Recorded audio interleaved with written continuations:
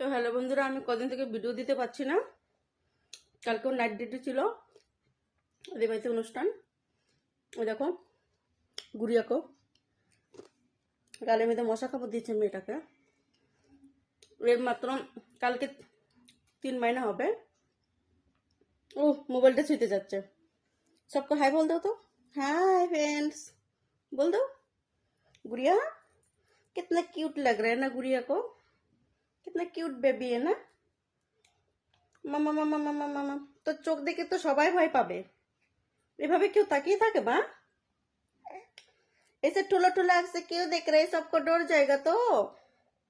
No करो बाबू, मेरा सोनू प्यारी।